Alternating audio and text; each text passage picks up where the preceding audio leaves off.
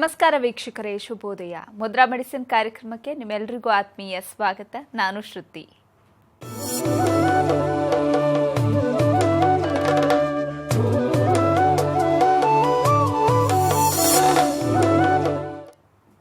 ಇವತ್ತಿನ ಮುದ್ರಾ ಮೆಡಿಸಿನ್ ಕಾರ್ಯಕ್ರಮವನ್ನು ನಡೆಸಿಕೊಡುವುದಕ್ಕೆ ಮುದ್ರಾ ಬ್ರಹ್ಮ, ಮುದ್ರಾ ರತ್ನ, ಮುದ್ರಾ ಶಿರೋಮಣಿ ಗುರೂಜಿ ಶ್ರೀ ಲಕ್ಷ್ಮೀ ಶ್ರೀನಿವಾಸ್ ರವರು ನಮ್ಮೊಂದಿಗಿದ್ದಾರೆ.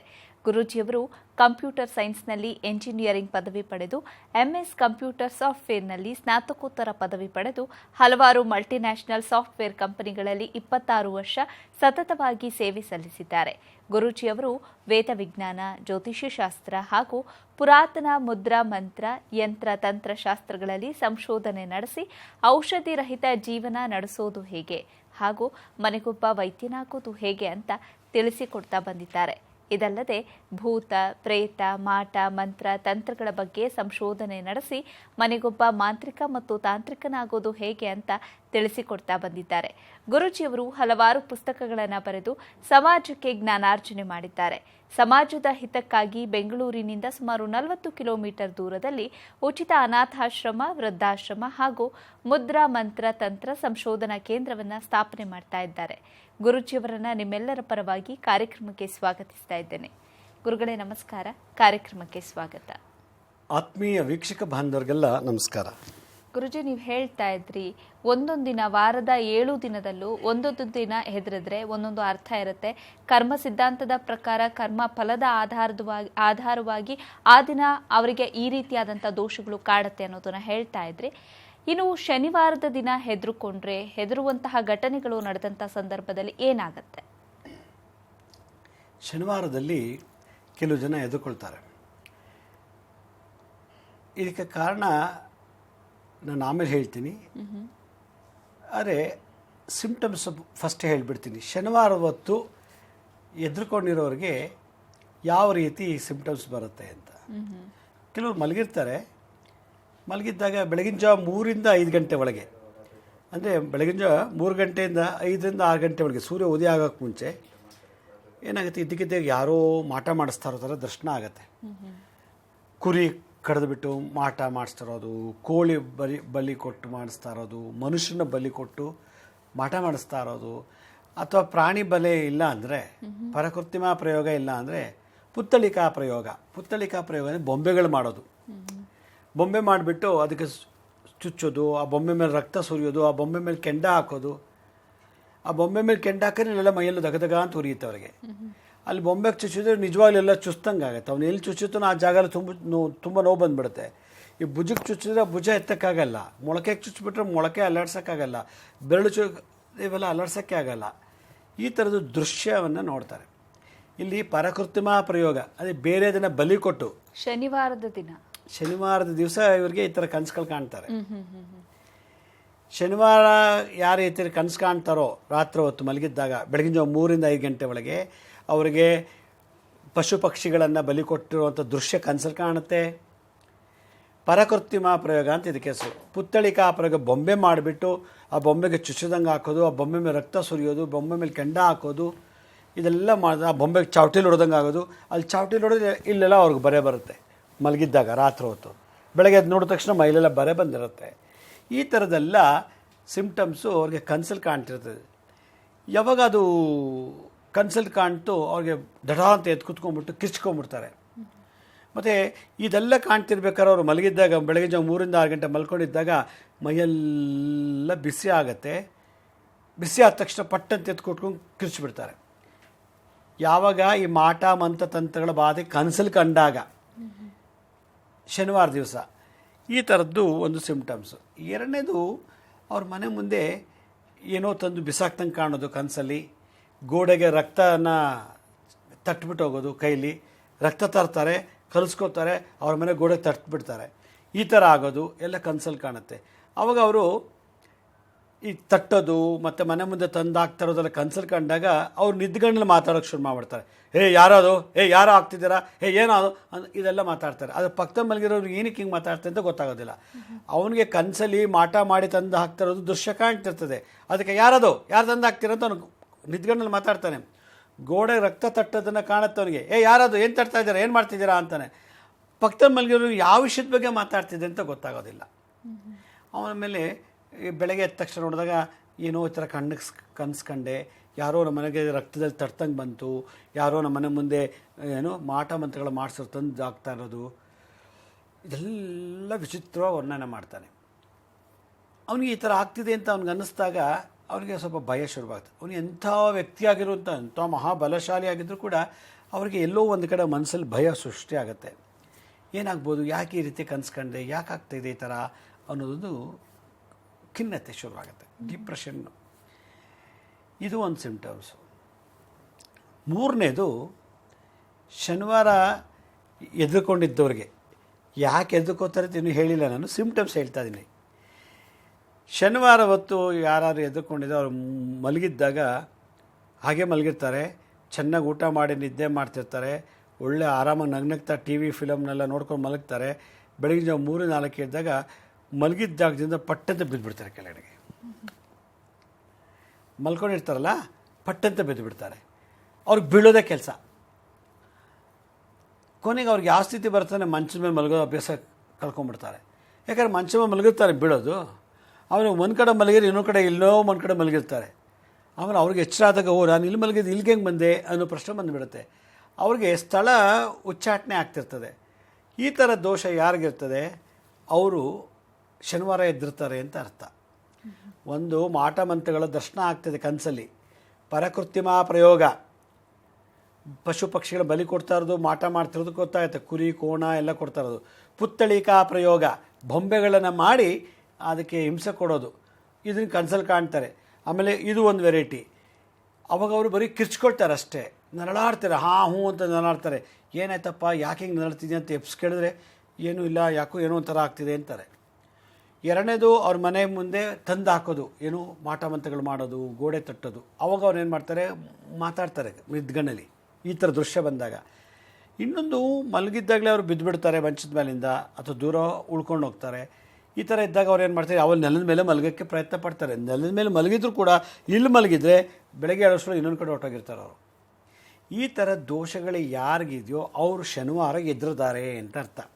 ಈ ಥರ ಕನಸುಗಳು ಬಿಡುತ್ತಲ್ಲ, ಈ ಕನಸುಗಳು ಬಿದ್ದಂಥ ಜನಗಳು ಶನಿವಾರ ಎಲ್ಲೋ ಎದುರ್ಕೊಂಡಿದ್ದಾರೆ.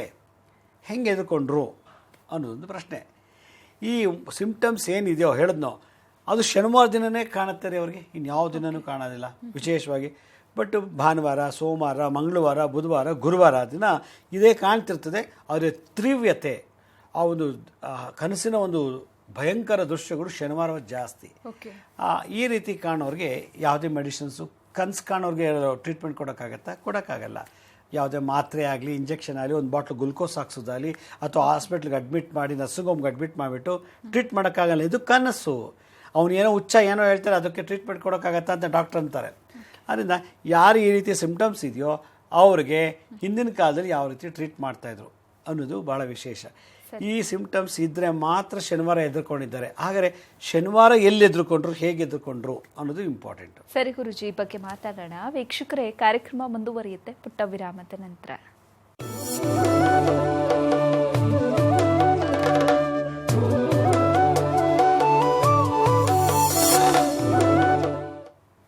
ವಿರಾಮದ ನಂತರ ಮುದ್ರಾ ಮೆಡಿಸಿನ್ ಕಾರ್ಯಕ್ರಮಕ್ಕೆ ಮತ್ತೊಮ್ಮೆ ಸ್ವಾಗತ.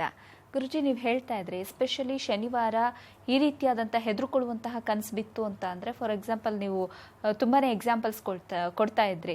ಈ ಮಾಟ ಮಂತ್ರ ತಂತ್ರದ ಪ್ರಯೋಗ ಮಾಡುವಂಥ ದೃಶ್ಯಗಳು ಕಣ್ಮುಂದೆ ಬರೋದಾಗಿರ್ಬೋದು, ಬೆಂಕಿಯ ದೃಶ್ಯಗಳು ಬರೋದಾಗಿರ್ಬೋದು, ಈ ರೀತಿಯೆಲ್ಲ ಭಯಾನಕತೆ ಕನಸಿನಲ್ಲಿ ಬರ್ತಾ ಇರತ್ತೆ ಅಂತ. ಈ ರೀತಿಯೆಲ್ಲ ಕನಸು ಆಗೋದಕ್ಕೆ ಪರಕೃತ್ರಿಮ ಪ್ರಯೋಗ ಆಗಿರ್ಬೋದು, ಮಾಟಮಂತ್ರ ತಂತ್ರದ ಪ್ರಯೋಗಗಳು ಆಗಿದ್ರೆ ಈ ರೀತಿ ಆಗತ್ತಾ ಗುರುಜಿ, ಹೇಗೆ ಅಂತ? ನಾನೇನಾದ್ರು ಓದ್ ಜನ್ಮದಲ್ಲಿ ಇನ್ನೊಬ್ಬರಿಗೆ ಈ ಥರ ಮಂತ್ರಗಳು ಮಾಡಿಸಿದ್ರೆ, ಮಾಟ ತಂತ್ರಗಳು ಮಾಡಿದರೆ, ಈ ಜನ್ಮದಲ್ಲಿ ಆ ಏಜಿಗೆ ಬಂದಾಗಲೇ ಕಾಣುತ್ತೆ ನನಗೆ, ಪೂರ್ವಜನ್ಮದ ಕರ್ಮದ ಫಲವಾಗಿ. ಓಕೆ, ಒಂದು. ಎರಡನೇದು, ಯಾರಿಗಾರು ಮಾಟ ಮಂತ್ರ ತಂತ್ರ ಮಾಡ್ತಾರಲ್ಲ, ಆ ಸಂದರ್ಭದಲ್ಲಿ ನಾವು ನೋಡಿದರೆ, ಸತ್ತ ಹೆಣಗಳ ಸುಡೋ ಜಾಗಕ್ಕೆ ಪ್ರವೇಶ ಮಾಡಿದರೆ, ಸ್ಮಶಾನಕ್ಕೆ ಕಾಲಿಟ್ಟಿದ್ರೆ, ಒಂದು. ಸತ್ತ ಹೆಣಗಳ ದರ್ಶನ ಮಾಡಿದರೆ, ಮತ್ತು ರಕ್ತ ಕಾರಿ ಸತ್ತಿರೋ ಹೆಣಗಳು ನೋಡಿದ್ರೆ, ಅಂದರೆ ರಕ್ತ ಎಲ್ಲ ಈಗ ಆಕ್ಸಿಡೆಂಟ್ ಆಗಿರುತ್ತೆ, ಆ ರಕ್ತ ಎಲ್ಲ ಈಚೆ ಬಂದಿರುತ್ತೆ, ಅದನ್ನು ಕಣ್ತುಂಬ ನೋಡಿಬಿಟ್ರೆ ಒಂದು ಸಲ ಈ ಥರ ಬರುತ್ತದೆ. ಇದಕ್ಕೆ ಸನ್ನಿ ಅಂತಲೂ ಕರೀತಾರೆ. ಇದ್ರ ಬೇರೆ ಬೇರೆ ವೆರೈಟಿ ಇದೆ, ಇದ್ರ ವಿಭಿನ್ನಗಳಿದೆ, ಭಾಳಷ್ಟು ವಿಭಿನ್ನಗಳು. ನಾನು ಈಗಾಗಲೇ ಏನು ಹೇಳಿದೆ, ಜನ್ಮದಲ್ಲಿ ಏನಾದ್ರು ನಾವು ಇನ್ನೊಬ್ಬರಿಗೆ ಕುರಿ, ಕೋಳಿ, ಮತ್ತು ಮಕ್ಕಳು, ಹೆಂಗಸು ಬಲಿ ಕೊಟ್ಟು ಅಥವಾ ಪ್ರಾಣಿಗಳೆಲ್ಲ ಬಲಿ ಕೊಟ್ಟು ಮಾಟ ಮಾಡಿಸಿ ಸತ್ತೋಗ್ಬಿಟ್ಟಿದ್ರೆ ಈ ಜನ್ಮದಲ್ಲಿ ಅದೃಷ್ಟಗಳ ಮೆಲುಕು ಹಾಕಿಸುತ್ತೆ ನಮಗೆ. ಅದು ಶನಿವಾರವೇ ಬರುತ್ತದು. ಒಂದು ರಸ್ತೆಯಲ್ಲಿ ಆಕ್ಸಿಡೆಂಟಾಗಿ ಸತ್ತಿರೋದು ನಾವೇನಾದ್ರು ಈ ಜನ್ಮದಲ್ಲಿ ನೋಡಿದರೆ, ನಾನು ಹೋದ ವಾರ ಎಲ್ಲೋ ಹೋಗ್ತಾ ಇದ್ದೆ, ನಾನೆಲ್ಲೋ ಮೇನ್ ರೋಡ್ ಹೋಗ್ತಾ ಇದ್ದೆ ಹೈವೇನಲ್ಲಿ, ಅಲ್ಲಿ ಯಾವುದೋ ಒಂದು ದೊಡ್ಡ ಆಕ್ಸಿಡೆಂಟ್ ಆಗಿದೆ, ಅಲ್ಲಿ ಒಂದು 4 ಜನ ಸ್ಪಾಟ್ ಡೆತ್ ಆಗಿದ್ದಾರೆ. ನಾನು ಸುಮ್ಮನೆ ಏನಾದ್ರು ಹೋಗ್ಬಿಟ್ಟು ಅದು ನೋಡಿಬಿಡ್ತೀನಿ. ಆ ರಕ್ತ ನೋಡಿರೋದು, ಆ ಹೆಣ ನೋಡಿರೋದು ಕಣ್ಣು ತುಂಬ ನೋಡಿಬಿಟ್ಟು ನಾನು ಮನಸ್ಸಲ್ಲಿ ಹೋಗ್ಬಿಟ್ಟು ಕೂತ್ಕೊಂಡ್ಬಿಟ್ಟು ಅದ್ರ ಬಗ್ಗೆ ಚಿಂತನೆ ಒಂದು 50 ಸಲ ಮಾಡಿದ್ರೆ ಈ ದೃಶ್ಯ ಎಲ್ಲ ಬರುತ್ತದು ಕನಸಲ್ಲಿ, ಪ್ರತ್ಯಕ್ಷವಾಗಿ ನೋಡೋವಂಥದ್ದು. ಮೂರನೇದು, ನಾವು ಯಾರಿಗಾದರೂ ಮಾಟ ಮಂತ್ರ ಮಾಡ್ಸೋಕ್ಕೆ ನೋಡಿ, ಅಲ್ಲೊಬ್ಬ ಚೆನ್ನಾಗಿ ಮಾಟ ಮಂತ್ರ ಮಾಡ್ತಾನೆ, ಅವನ ಹತ್ರಕ್ಕೆ ಹೋಗಿ ಇವ್ನು ಮಾಟ ಮಾಡಿಸಿದ್ದ ನಾವು ಗೈಡ್ ಮಾಡಿದರೆ, ಅವರಲ್ಲಿ ತುಂಬ ಚೆನ್ನಾಗಿ ಇದೆಲ್ಲ ತೆಗಿತಾರೆ, ಮಾಟ ಎಲ್ಲ ಮಾಡ್ತಾರೆ, ಹೋಗಿ ಅವ್ರಿಗೆ ಮಾಟ ಮಾಡಿಸಿ, ಹೋಗಿ ಅವ್ರು ಭೇಟಿ ಮಾಡಿ ನನ್ನ ಹೆಸ್ರು ಹೇಳ್ಕೊಂಡು ಹೋಗಿ ಅವ್ರು ನಿಮಗೆ ಮಾಟ ಎಲ್ಲ ಮಾಡಿಕೊಡ್ತಾರೆ ಅಂತ ಏನಾದ್ರು ನಾವು ರೆಫರ್ ಮಾಡಿದರೆ ಈ ಥರ ಕೆಲಸಗಳು ಬೀಳ್ತದೆ. ಅದಕ್ಕೆ ಯಾವತ್ತೂ ಒಬ್ಬರಿಗೆ ಗೈಡ್ ಮಾಡಬೇಕಾದ್ರೆ ಒಳ್ಳೆಯದನ್ನು ಗೈಡ್ ಮಾಡಬೇಕು ನಾವು. ಇದು ಜನ್ಮದ ಕರ್ಮದಲ್ಲಿ ಈ ಜನ್ಮದಲ್ಲಿ ನಾವು ಕನಸಲ್ಲಿ ಕಾಣ್ತೀವಿ. ಭಾಳ ಪಿಡಿಸುತ್ತೆ ಮಾಟ ಮಂತ್ರ. ನಾನು ಅದೇ ಯಾವಾಗಲೂ ಹೇಳೋದು, ದುಡ್ಡಿದೆ, ದ್ವೇಷ ಇದೆ, ಹಸು ಇದೆ ಅಂದ್ಬಿಟ್ಟು, ಹಸುಯೇ ದ್ವೇಷ, ದುಡ್ಡಿನ ಬಲ ಇದೆ ಅಂದ್ಬಿಟ್ಟು ನಾವು ಏನಾದ್ರು ಮಾಟ ಮಂತ್ರ ಮಾಡ್ಸೋಕ್ಕೆ ಹೋದರೆ ಈ ಜನ್ಮದಲ್ಲಿ ನಮಗೇನು ಕಾಣಲ್ಲ. ಅದು ನೆಕ್ಸ್ಟ್ ಬರ್ತಿಗೆ ತುಂಬ ಎಫೆಕ್ಟ್ ಕೊಡುತ್ತದು. ಅದಕ್ಕೆ ಆ ಮಾಟ ಮಂತ್ರ ಮಾಡಿಸೋ ಬದಲು ಅವ್ರು ಸವಸನೆ ಬಿಟ್ಬಿಡಿ, ಏನೋ ಸಂಧಾನ ಮಾಡಿಕೊಂಡು ರಾಜಿ ಆಗಿಬಿಡಿ, ಇಲ್ಲಾಂದರೆ ಅವರು ಹಾಳಾಯಿತು ಅಂತ ಬಿಟ್ಬಿಡಿ. ಮಾಟ ಮಂತ್ರ ಮಾಡ್ಸೋಕ್ಕೆ ಹೋಗಬಾರ್ದು. ಯಾರು ಮಾಟ ಮಂತ್ರ ತಂತ್ರಗಳನ್ನು ಮಾಡ್ತಾರೋ ಅವ್ರು ನೆಕ್ಸ್ಟ್ ಬರ್ತು ಅವ್ರಿಗೆಲ್ಲ ಹುಡೋದಲ್ಲ ಅಂಗವಿಕಲರು. ಇವ್ರು ಏನು ಆಗಲಿ, ಕೈ ಸೇದೋಗ್ಲಿ, ಬಾಯಿ ಸೇದೋಗ್ಲಿ, ಕಣ್ಣು ಸೇದೋಗ್ಲಿ, ಕಾಲು ಸೇದೋಗ್ಲಿ ಅಂತ ಏನು ಸ್ತಂಭನ ಪ್ರಯೋಗ ಮಾಡಿರ್ತಾರೋ ಅದು ತಕ್ಕಂತೆ ಮಕ್ಕಳು ಹಂಗೆ ಓಡ್ತಾರೆ. ಹುಟ್ಟಿದ ತಕ್ಷಣ ಪೋಲಿಯೋ, ಹುಟ್ಟಿದ ತಕ್ಷಣ ಮಕ್ಕಳಿಗೆ ಅಂಗವಿಕಲತೆ ಇರ್ತದೆ. ಯಾರ್ಯಾರಿಗೆ ಈ ಜನ್ಮದಲ್ಲಿ ಮಕ್ಕಳು ಅಂಗವಿಕಲತೆ ಹುಟ್ಟಿರ್ತಾರೋ ಅಂದರೆ ಜನ್ಮ ಮಾಟ ಮಂತ್ರ ಪ್ರಯೋಗ ಮಾಡಿ ತಪ್ಪಿಗೆ ಈ ಜನ್ಮದಲ್ಲಿ ಅಂಗವಿಕಲ ಮಕ್ಕಳಿಗೆ ಜನ್ಮ ಕೊಟ್ಟಿರ್ತಾರೆ. ಇದು ಬಹಳ ವಿಶೇಷವಾದಂಥ ಕರ್ಮ ಸಿದ್ಧಾಂತ. ಒಂದು ಮಾಡಿಸೋಕ್ಕೆ ನಾವು ಎಂಕರೇಜ್ ಮಾಡಬಾರ್ದು. ನೋಡ್ರಿ ಅಲ್ಲೊಬ್ಬ ಮಾಟ ಮಂತ್ರ ಮಾಡ್ತಾರೆ, ಹೋಗ್ರಿ ಅವ್ರ ಹತ್ರ ಹೋಗಿ ಮಾಡಿಸ್ರಿ, ಅವನಿಗೆ ಸರಿಯಾಗಿ ಮಾಡಿಸ್ರಿ ಅಂತ ಹೇಳಬಾರ್ದು. ತಾನೊಬ್ಬ ಮನುಷ್ಯನ ಇನ್ನೊಬ್ಬ ಮನುಷ್ಯನ ತೊಂದರೆ ಕೊಡುವಂಥ ವ್ಯಕ್ತಿತ್ವ ಕಳಿಸ್ಬಾರ್ದು. ಕಾಯಿಲೆ ಇದೆ, ಡಾಕ್ಟರ್ ಹತ್ರ ಹೋಗಿ ಅಂತ ಹೇಳಿ ಡಾಕ್ಟ್ರು ಔಷಧಿ ಕೊಡ್ತಾನೆ, ಕ್ಯೂರ್ ಮಾಡ್ತಾರೆ, ಅಥವಾ ಆಗದೆ ಇರ್ಬೋದು. ಅದು ಬಿಟ್ಬಿಟ್ಟು ಇವನು ಮಾಟ ಮಂತ್ರ ಮಾಡ್ತಾನೆ, ಹೋಗಿ ನೀವು ಅವನ ಹತ್ರ ಅಂತ ನಾವು ಕಲಿಸ್ಬಾರ್ದು, ಗೈಡ್ ಮಾಡಬಾರ್ದು. ಕೆಟ್ಟ ವಾಮಾಚಾರಕ್ಕೆ ಗೈಡ್ ಮಾಡಬಾರ್ದು. ಒಂದು ಮಾತಲ್ಲಿ ಹೇಳೋದಾದರೆ ವಾಮಾಚಾರಕ್ಕೆ ಮಾತ್ರ ನಾವು ಯಾರಿಗೂ ಗೈಡ್ ಮಾಡಬಾರ್ದು, ಅದಕ್ಕೆ ಆಸ್ಪತ್ರೆ ಕೊಡಬಾರ್ದು. ಕೊಟ್ಟಿದ್ರೆ ಶನಿವಾರ ಹೊತ್ತು ಎದುರ್ಕೊಳ್ತಾ ಇದ್ದಾರೆ. ಸೊ ಈ ಎಲ್ಲ ಸಿಂಪ್ಟಮ್ಸು. ಇನ್ನೊಂದು, ಮನೆಯಲ್ಲಿ ಯಾರಾದರೂ ಮಾಟ ಮಂತ್ರಗಳನ್ನು ಮಾಡಿಸಿ ತಂದಿಟ್ಬಿಟ್ಟಿದ್ರೆ ಆ ಒಂದು ಸಿಂಪ್ಟಮ್ಸು ಕೂಡ ಶನಿವಾರ ಹೊತ್ತು ಹೆದರಿಕೆ ಬರುತ್ತೆ, ಭಯ ಬರುತ್ತೆ. ಇದು 4ನೇ ವೆರೈಟಿ ಲಕ್ಷಣಗಳು ನಾನು ಹೇಳ್ತಾ ಇರೋದು. ಇದೆಲ್ಲ ಎಲ್ಲೂ ಪುಸ್ತಕದಲ್ಲಿ ಸಿಗೋದಿಲ್ಲ, ನಾನೇನು ಹೇಳ್ತಾ ಇದ್ದೀನಿ. ಇದೆಲ್ಲ ಅನುಭವ ಮತ್ತು ಆಯಾ ಗ್ರಂಥಗಳಲ್ಲಿ ಕೆಲವು ಕಡೆ ಹೇಳಿರುವಂಥ ವಿಶೇಷವಾದಂಥ ಮಾಹಿತಿಗಳನ್ನ ಆಗಿನ ಕಾಲದಲ್ಲಿ ಏನು ನಡೀತಿತ್ತೋ ಅದು ಈಗಿನ ಕಾಲದಲ್ಲಿ ನಡೀತಿದ್ವು ಅಂತ ಚಿಂತನೆ ಮಾಡಿ, ರಿಸರ್ಚ್ ಮಾಡಿ, ಇವತ್ತಿನ ಜೀವನ ಶೈಲಿಗೆ ಈ ಅಡ್ಜಸ್ಟ್ ಆಗುತ್ತಾ ಈ ಮಂತ್ರ, ಇವತ್ತಿನ ಜೀವನ ಶೈಲಿಗೆ ಇದು ಮುದ್ರೆ ಅಡ್ಜಸ್ಟ್ ಆಗುತ್ತಾ, ಇವತ್ತಿನ ನಮ್ಮ ಆಹಾರ ಪದ್ಧತಿ ಜೀವನ ಶೈಲಿಗೆ ತಕ್ಕಂತೆ ಈ ತಂತ್ರ ಪ್ರಯೋಗ ವರ್ಕೌಟ್ ಆಗುತ್ತಾ ಅನ್ನೋದನ್ನು ರಿಸರ್ಚ್ ಮಾಡಿ ಆಮೇಲೆ ಒಂದು ನಿರ್ಧಾರಕ್ಕೆ ಬಂದಿರೋದು ನಾವು. ಆದ್ದರಿಂದ ಈ ಒಂದು ಸಿಂಪ್ಟಮ್ಸ್ ಏನು ಹೇಳ್ತೀನೋ ಅದೆಲ್ಲ ಭಾಳ ವಿಶೇಷವಾದದ್ದು. ಏನೂ ಮಾಡಿದವ್ರಿಗೆ ಕನಸೇ ಬರೋದಿಲ್ಲ. ಏನಾದ್ರು ಒಂದು ತರಲೆ ಪರಲೆ ಮಾಡಿದವ್ರಿಗೆ ಜೀವನದಲ್ಲಿ ಒಂದಲ್ಲ ಒಂದು ರೀತಿ ಯಾರು ಭಯ ಇಲ್ಲ ಅಂದ್ರೂ ಕನಸಲ್ಲಿ ಭಯ ಸೃಷ್ಟಿ ಮಾಡಿಬಿಡುತ್ತೆ. ಆ ಕನಸಲ್ಲಿ ಬರೋ ಭಯ ಇದೆಯಲ್ಲ, ಅದು ಹೇಳ್ಕೊಳಕ್ಕಾಗಲ್ಲ, ಅಥವಾ ರಿಯಲಾಗಿ ನಡೆದೋಗುತ್ತೋ ಅಂತ ಒಂದು ಕಡೆ ಭಯ. ಕನಸಲ್ಲಿ ನೇಣು ಹಾಕೊಂಡು ಸಾಯ್ತಿದ್ದೀನಿ ಅಂತ ಒಂದು ಕಾಲ ಬಂದುಬಿಡ್ತು ಅಂದರೆ ನಾನು ಯಾವಾಗ ಸತ್ತೋಗ್ತೀನಿ ಅಂತ ಭಯ ಬಂದುಬಿಡುತ್ತೆ. ಯಾಕೆ ನಾನು ಕಣ್ಣಾರೆ ಕನಸಲ್ಲಿ ನೋಡಿದ್ದೀನಲ್ಲ. ಈ ಥರ ಇದಕ್ಕೆ ಮಾನಸಿಕವಾದಂಥ ಹಿಂಸೆ ಇದೆಯಲ್ಲ, ಅದು ಚಾವಟಿಗಿಂತ ಹೆಚ್ಚು ಹೊಡೆದಂಗೆ ಇರ್ತದೆ. ಆದ್ದರಿಂದ ನಾವು ಕೆಟ್ಟದನ್ನು ಮಾಡಲಿಕ್ಕೆ ಆಸ್ಪದ ಕೊಡಬಾರ್ದು, ನಾವು ಮಾಡಬಾರ್ದು, ಮಾಡೋರಿಗೆ ಮತಿನೂ ಕೊಡಬಾರ್ದು, ಅರಿವು ಕೊಡಬಾರ್ದು, ಜ್ಞಾನ ಕೊಡಬಾರ್ದು. ಈ ಒಂದು ಕಾನ್ಸೆಪ್ಟಲ್ಲಿ ನಾವೇನಾದ್ರು ಬದುಕಿದ್ದೇ ಆದರೆ ನಮಗೆ ಯಾವ ವಾರದಲ್ಲೂ ನಮಗೆ ಭಯ ಭೀತಿ ಬರೋದಿಲ್ಲ ಅಂತ ನನ್ನ ಅನುಭವದ ಮಾತು. ಆದ್ದರಿಂದ ಶನಿವಾರ ದಿವಸ ಈ ರೀತಿ ಸಿಂಪ್ಟಮ್ಸು, ನಾನು ಹೇಳಿದಂಥ ಕರ್ಮ ಸಿದ್ಧಾಂತ ಪ್ರಕಾರ ಆಧಾರದ ಮೇಲೆ ಬಂದಂಥ ಸಿಂಪ್ಟಮ್ಸ್ ಇದ್ದರೆ, ನಾನು ವಿರಾಮಕ್ಕೆ ಮುಂಚೆ ಹೇಳಿದ್ನಲ್ಲ ಅದೆಲ್ಲ ಅವ್ರು ಕನಸಲ್ಲಿ ಕಾಣ್ತಾರೆ. ಇದೆಲ್ಲ ಆಯ್ತಲ್ವಾ, ಇದೆಲ್ಲ ಸರಿ ಪರಿಹಾರ ಮಾಡ್ಕೊಳ್ಳಿಲ್ಲ ಅಂದರೆ ನಿಧಾನಕ್ಕೆ ಶರೀರ ಎಲ್ಲ ಕೃಶ ಆಗತ್ತೆ. ಶನಿವಾರ ಎದ್ದುಕೊಂಡವ್ರಿಗೆ ಎಷ್ಟು ಚೆನ್ನಾಗಿದ್ದು ಒಂದು ದಟ್ಟ ಪುಷ್ಟಿಯಾಗಿದ್ದವನು ಒಬ್ಬ ಮನುಷ್ಯ ಸಣ್ಣಕ್ಕಾಗ್ಬಿಡ್ತಾನೆ. TB ರೋಗ ಇಲ್ಲ, ಕ್ಯಾನ್ಸರ್ ಇಲ್ಲ, ಏಡ್ಸ್ ಇಲ್ಲ, ಯಾವ ಕಾಯಿಲೆ ಇಲ್ಲ, ಸಣ್ಣಕ್ಕಾಗ್ತಾ ಹೋಗ್ತಾನೆ, ವೆಯ್ಟ್ ರೆಡ್ಯೂಸ್ ಆಗಿಬಿಡ್ತದೆ. ಅಷ್ಟು ಪವರ್ ಈ ಶನಿವಾರದ್ದು. ಒಂಥರ ಶನಿ ಕಾಟ ಅಂತ ಅರ್ಥ ಇದಕ್ಕೆ. ಶನಿವಾರದಲ್ಲಿ ಎದುರ್ಕೊಂಡವ್ರಿಗೆ ಶನಿ ಹೆಂಗೆ ಪೀಡಿಸುತ್ತೆ ಅಂದರೆ ಈ ರೀತಿ ಪೀಡಿಸ್ಬಿಡುತ್ತೆ. ಅದರಿಂದ ಯಾವ ಶಾಸ್ತ್ರಿಗಳ ಹತ್ರ ಹೋಗಿ ಜ್ಯೋತಿಷ ಹತ್ರ ಕೇಳಿದ್ರು, ಇದೆಲ್ಲ ಹೇಳಿದ್ರು ಕೂಡ ಅವ್ರಿಗೆ ಅದ್ರಲ್ಲಿ ಇನ್ಫಾರ್ಮೇಷನ್ ಸಿಗಲ್ಲ. ಅವ್ರಿಗೆ ಆ ಪೂಜೆ ಮಾಡಿ, ಈ ಶಾಂತಿ ಮಾಡಿ ಅಂತಾರೆ. ಮಾಡಿದ್ಮೇಲೆ ಇನ್ನೂ ಜಾಸ್ತಿ ಆಗತ್ತೆ ಹೋಗ್ತಾ ಹೋಗ್ತಾ.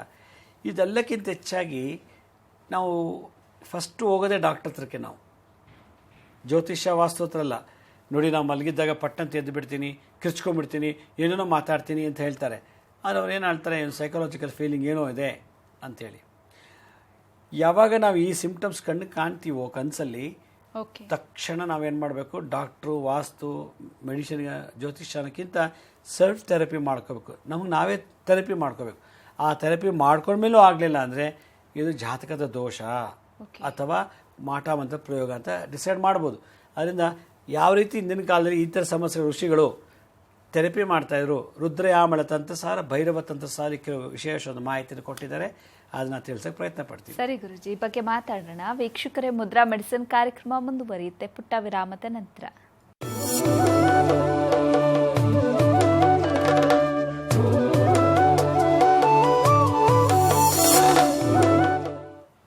ವಿರಾಮದ ನಂತರ ಮುದ್ರಾ ಮೆಡಿಸಿನ್ ಕಾರ್ಯಕ್ರಮಕ್ಕೆ ಮತ್ತೊಮ್ಮೆ ಸ್ವಾಗತ. ಗುರುಜಿ, ನೀವು ಹೇಳ್ತಾ ಇದ್ರಿ, ಶನಿವಾರದ ದಿನ ಹೆದರುಕೊಂಡ್ರೆ, ಕೆಟ್ಟ ಘಟನೆಗಳು ನಡೆದಂಥ ಸಂದರ್ಭದಲ್ಲಿ ಅಥವಾ ಕನಸಿನಲ್ಲಿ ಕೆಲವೊಂದು ದುಸ್ವಪ್ನಗಳು ಬಂದಂಥ ಸಂದರ್ಭದಲ್ಲಿ ಏನೆಲ್ಲ ಆಗತ್ತೆ, ಪೂರ್ವಜನ್ಮದ ಕರ್ಮಫಲಗಳು ಈ ರೀತಿಯಾದಂಥ ದೋಷಗಳಿಗೆ ಹೇಗೆ ಕಾರಣವಾಗುತ್ತೆ ಅನ್ನೋದನ್ನು ತಿಳಿಸ್ಕೊಡ್ತಾ ಇದ್ರಿ.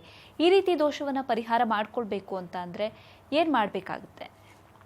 ಹಿಂದಿನ ಕಾಲದಲ್ಲಿ ನಮ್ಮ ಋಷಿಮುನಿಗಳು ಈ ಥರ ಶನಿವಾರ ಹೆದರದಂಥ ಜನಗಳಿಗೆ, ಗಂಡಾಗಲಿ ಹೆಣ್ಣಾಗಲಿ, ಮಕ್ಕಳಾಗಲಿ, ದೊಡ್ಡವರಾಗಲಿ, ಮುದುಕರಾಗಲಿ, ಯಾರೇ ಆಗಲಿ ಅವ್ರಿಗೊಂದು ತಂತ್ರ ಪ್ರಯೋಗ ಹೇಳ್ಕೊಡ್ತಾಯಿದ್ರು. ಏನಂದರೆ, ಒಂದು ಹಳ್ಳ ಇರಬೇಕು, ಆ ಹಳ್ಳದಲ್ಲಿ ನೀರು ಇರಬೇಕು. ನೀರಿರತಕ್ಕಂಥ ಹಳ್ಳನ ಹುಡ್ಕೊಂಡು ಹೋಗ್ಬೇಕು. ಬಲಭಾಗದಲ್ಲಿ ಮಣ್ಣು ತೊಗೋಬೇಕು ಹಳ್ಳದ್ದು, ಎಡಭಾಗದ ಮಣ್ಣು ತೊಗೋಬೇಕು ಹಳ್ಳದ್ದು. ಹಳ್ಳ ನೀರಿರಬೇಕು, ನೀರಿಲ್ದಿರೋ ಹಳ್ಳ ಅಲ್ಲ, ಜಲತತ್ವ ಇರಬೇಕು. ನೀರು ತುಂಬಿಕೊಂಡಿರೋ ಹಳ್ಳನ್ನು ಹುಡ್ಕೊಂಡೋಗಿ ಬಲಭಾಗದ್ದು ಎಡಭಾಗದ್ದು ಎರಡು ಮಣ್ಣನ್ನು ತಗೊಂಡು ಬಂದು ಮಿಕ್ಸ್ ಮಾಡಿ ಒಂದು ಬೊಂಬೆ ಮಾಡಬೇಕು. ಯಾಕಂದರೆ ಪುತ್ತಲಿಕ ಪ್ರಯೋಗ ಮಾಡಿದರೆ, ಪುತ್ತಲಿಕ ಪ್ರಯೋಗ ಬೊಂಬೆ ಮಾಡಿಸ್ಬಿಟ್ಟು ಅದಕ್ಕೆ ಮಾಟ ಮಾಡಿರ್ತಾನಲ್ಲ, ಆ ದೋಷಕ್ಕೋಸ್ಕರ ಒಂದು ಪುತ್ತಲಿಕ ಮಾಡಬೇಕು. ಪುತ್ತಲಿಕ ಅಂದೇನು ಬೊಂಬೆ. ಆ ಎರಡು ದಡದ ಮಣ್ಣನ್ನು ತಂದು ಕಲಿಸ್ಬಿಟ್ಟು ನೀರು ಹಾಕಿ ಬೊಂಬೆ ಮಾಡಿಬಿಟ್ಟು ಹೆಂಗೆ ಮಾಡ್ತೋ ಹಂಗೆ ಮಾಡಿ, ಅದಕ್ಕೇನು ಭಾಳ ಡಿಸೈನಾಗಿ ಮಾಡಬೇಕು ಅಂತಿಲ್ಲ, ಕತ್ತು ಕೈ ಕಾಲು ಮಾಡಬೇಕು ಬೊಂಬೆಗೆ. ಮಾಡಿಬಿಟ್ಟು ಒಂದು ಮರದ ತುಂಡು ಕಡ್ಡಿನ ಬಲಗೈಗೆ ಒಂದು ಕತ್ತಿ ಥರ ಅದಕ್ಕೆ ಹಾಕಬೇಕು ಬೊಂಬೆಗೆ. ಒಂದು ಕಡ್ಡಿ ತೊಗೊಳ್ಳಿ, ಆ ಬೊಂಬೆಗೆ ಬಲಗೈಗೆ ಕತ್ತಿ ಥರ ಸಿಗಿಸಿ, ಅರ್ಶಿನ ಹಚ್ಚಿರೋ ಬಟ್ಟೆನ ಒಂದು ತುಂಡು ಬಟ್ಟೆ ತೊಗೊಳ್ಳಿ, ಅರ್ಶಿನ ಹಚ್ಬಿಟ್ಟು ಆ ಬೊಂಬೆಗೆ ಸುತ್ತಬಿಟ್ಟು ಅದಕ್ಕೆ 9 ಥರ ಹೂ ಇಡಬೇಕು. 9 ಥರ ಹೂ ಇಟ್ಬಿಟ್ಟು ಅದಕ್ಕೆ ಪೂಜೆ ಮಾಡಿಬಿಟ್ಟು 3 ನಿಂಬೆಹಣ್ಣನ್ನು ಆ ಬೊಂಬೆಗೆ ಬಲಿ ಕೊಡಬೇಕು. ಕಟ್ ಮಾಡಿ ಇಟ್ಬಿಡ್ಬೇಕು, ಜಂಬೂರ ಫಲ ಬಲಿ ಮಾಡಿಬಿಟ್ಟು ಆ ನಿಂಬೆಹಣ್ಣು ಮತ್ತು ಆ ಬೊಂಬೆ ಸಮೇತ ಎರಡನ್ನೂ ಕೈಗೆ ತೊಗೊಂಡು ಒಂದು ತಟ್ಟೆಗೆ ಇಟ್ಕೊಂಡು ಮನೆ ಬಾಗಿಲಿನ ಮುಂಭಾಗದಲ್ಲಿ ನಿಲ್ಲಿಸಿ, ಮನೆಯ ಮೇನ್ ಡೋರು, ನಮ್ಮ ಮನೆ ಮೇನ್ ಡೋರು, ಆ ಮೇನ್ ಡೋರ್ ಹೊಸ್ಲತ್ತು ನಿಲ್ಲಿಸ್ಬಿಟ್ಟು ಯಾರು ಶನಿವಾರ ಎದುರ್ಕೊಳ್ತಿದ್ದಾರೋ, ಯಾರಿಗೆ ಈ ಸಿಂಪ್ಟಮ್ಸ್ ಇದೆಯೋ ಅವ್ರಿಗೆ ಆ ಬೊಂಬೆ, ಆ ನಿಂಬೆಹಣ್ಣು ಎಲ್ಲ ಪೂಜೆ ಮಾಡಿದಾರಲ್ಲ ಅದನ್ನು ತೊಗೊಂಡು ತಲೆಯಿಂದ ಪಾದದವರೆಗೆ 21 ಸಲ ಎಳಿ ತೆಗಿಬೇಕು. ಇದು ತಂತ್ರ. ಏನು ಹೇಳಬೇಕು? ಓಂ ನಮೋ ಶಿವ ಪಾರ್ವತಿರಾಯ, ನಮೋ ಧೈರ್ಯ ನಮೋ ಧೈರ್ಯ, ಓಂ ನಮೋ ಶಿವ ಪಾರ್ವತಿರಾಯ, ನಮೋ ಧೈರ್ಯ ನಮೋ ಧೈರ್ಯ, ಓಂ ನಮೋ ಶಿವ ಪಾರ್ವತಿರಾಯ, ನಮೋ ಧೈರ್ಯ ನಮೋ ಧೈರ್ಯ ಅನ್ನೋ ಮಂತ್ರ ಹೇಳ್ಕೊಂಡು 21 ಸಲ ಎಳಿ ತೆಗಿಬೇಕು, ತಲೆ ಮೇಲಿಂದ ಪಾದದವರೆಗೆ ಒಂದು. ಅದೇ ತಟ್ಟೆಯಲ್ಲಿರೋ ಬೊಂಬೆನ ನಿಂಬೆಹಣ್ಣು ಇಟ್ಕೊಂಡು ತಲೆ ಹಿಂಭಾಗ, ಬೆನ್ನಿಂಭಾಗ, ತಲೆಯಿಂದ ಪಾದದವರೆಗೆ ಹಿಂಭಾಗದಲ್ಲಿ 21 ಸಲ ಎಳಿ ತೆಗಿಬೇಕು. ಎಲ್ಲ ತೆಗೆದ ಮೇಲೆ 2 ಚೊಂಬು ನೀರು ಇಟ್ಟಿರಬೇಕು ಹೊಸ್ಲತ್ರ. ಯಾರು ಎದುರ್ಕೊಂಡಿದ್ದಾನೋ ಇಳಿ ತೆಗೆದ ಮೇಲೆ 1 ಚೊಂಬು ನೀರು ತೊಗೊಂಡು ಅವ್ನ ಕೈಕಾಲು ಮುಖ ತೊಳೆದು ಒಳಗೆ ಕಳಿಸ್ಬಿಡ್ಬೇಕು. ಯಾರು ಇಳಿ ತೆಗಿತಾರಲ್ಲ ಅವರು ಅದು ಬೊಂಬೆನ, ಆ ನಿಂಬೆಹಣ್ಣ ಯಾವುದಾದ್ರು ಮರದ ಬುಡದಲ್ಲಿ ಇಟ್ಬಿಟ್ಟು ತಿರುಗಿ ನೋಡಿದ್ರೆ ವಾಪಸ್ ಮನೆಗೆ ಬಂದುಬಿಡಬೇಕು.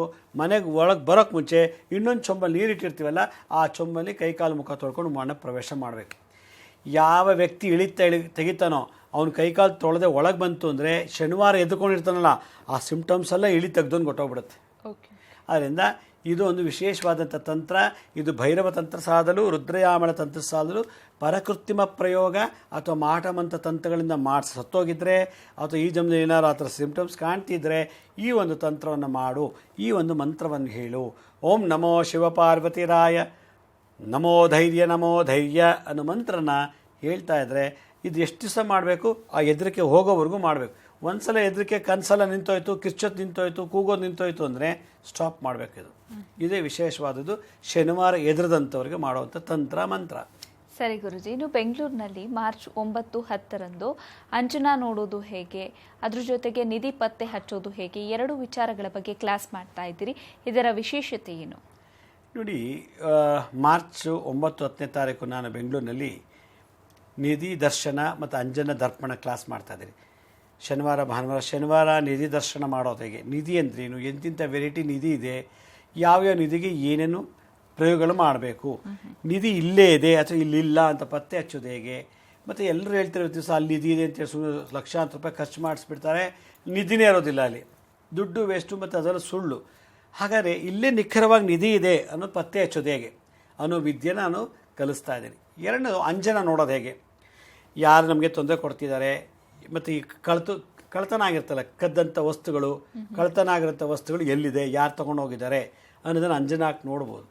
ಹೀಗೆ ಮಾಟಮಂತ್ರ ತಂತ್ರ ಬಾಧೆಗಳಿಂದ ನರಳುತ್ತಿರೋರು, ಶತ್ರುಗಳ ಬಾಧೆಯಿಂದ ನರಳುತ್ತಿರೋರು, ಕಳ್ತನದಲ್ಲಿ ತುಂಬ ನೊಂದಿರೋಂಥ ಅಂದರೆ ಕಳ್ಕೊಂಡಿರೋರು ವಸ್ತುಗಳನ್ನು, ಅದು ಎಲ್ಲಿದೆ, ಪೊಲೀಸ್ ಡಿಪಾರ್ಟ್ಮೆಂಟಲ್ಲಿ ಹುಡ್ಕೋಕ್ಕಾಗಿಲ್ಲ, ಕಳ್ಳ ಎಲ್ಲಿದ್ದಾರೆ ಅಂತ ಹಿಡಿಯೋಕ್ಕಾಗಿಲ್ಲ, ಯಾರು ಕೊಲೆ ಮಾಡಿದ್ದಾರೆ ಅಂತ ಹಿಡಿಯೋಕ್ಕಾಗಿಲ್ಲ. ಈ ಥರದ್ದೆಲ್ಲ ಹಿಂದಿನ ಕಾಲದಲ್ಲಿ ಅಂಜನ ಹಾಕಿ ನೋಡ್ತಾಯಿದ್ರು. ಈ ಒಂದು ವಿದ್ಯೆ ಭಾಳ ನಶಿಸಿ ಹೋಗ್ತಾ ಇದೆ. ಇದು 64 ವಿದ್ಯೆಯಲ್ಲಿ ಅಂಜನ ದರ್ಶನ, ನಿಧಿ ದರ್ಶನ ಇವೆಲ್ಲ ಭಾಳ ವಿಶೇಷವಾದಂಥ ಒಂದು ನಾಲೆಡ್ಜ್. ಯಾಕೆಂದರೆ ನಮ್ಮ ಆಗಿನ ಕಾಲದಲ್ಲಿ ಬ್ಯಾಂಕ್ಗಳಿರಲಿಲ್ಲ, ಲಾಕರ್ ಇರಲಿಲ್ಲ, ಚಿನ್ನ ಒಡವೆ ಎಲ್ಲ ತೊಗೊಂಡೋಗಿಡೋಕ್ಕೆ, ಬ್ಯಾಂಕ್ಗಳಿಲ್ಲ ದುಡ್ಡು ಇಡಲಿಕ್ಕೆ ಅಕೌಂಟಲ್ಲಿ. ಅವಾಗೇನು ಮಾಡ್ತಿದ್ರು, ದೊಡ್ಡ ದೊಡ್ಡ ಪಾತ್ರೆಗಳಲ್ಲಿ ಒಂದು ಮೇಣೆಲ್ಲ ಹಾಕಿಬಿಟ್ಟು ರಸ್ಟ್ ಇಡಬಾರ್ದು ಅಂತೇಳಿ ಒಡವೆಗಳು, ದುಡ್ಡು, ಹಣ, ಕಾಸೆಲ್ಲ ತೊಗೊಂಡು ಒಳಗೆ ಇಟ್ಬಿಟ್ಟು ಅವ್ರು ಹಿತ್ತಲು ಅಥವಾ ಮನೆ ಕಾಂಪೌಂಡ್ ಒಳಗೆ ಹಾಕ್ಕೊಂಡ್ಬಿಡ್ತಾಯಿದ್ರು. ಯಾವಾಗ ಖರ್ಚಿಗೆ ಬೇಕೋ ಓಪನ್ ಮಾಡಿ ತೊಗೊಳ್ತಾಯಿದ್ರು. ಆವಾಗೇನಾಗಿತ್ತು, ಇರೋ ತನಕ ತೊಗೊಂಡು ಸತ್ತ ಮೇಲೆ ಏನು ಮಾಡೋದು, ಸತ್ತ ಮೇಲೆ ಆ ನಿಧಿ ಒಳಗೆ ಇರ್ತದೆ. ಆ ಥರದ್ದು ಎಲ್ಲೆಲ್ಲಿದೆ. ಕೆಲವು ನಮ್ಮ ತಾತಂದು ನಿಧಿ ಮೊಮ್ಮಕ್ಳಿಗೆ ಸಿಗುತ್ತೆ, ವಿಲ್ ಬರೆದಿರ್ತಾರೆ, ವಿಲ್ ಬರೆದ್ಬಿಟ್ಟು ಹೊಟ್ಟೋಗಿರ್ತಾರೆ ನಿಧಿಗಳಿಗೆ ಆಗಿನ ಕಾಲದಲ್ಲಿ.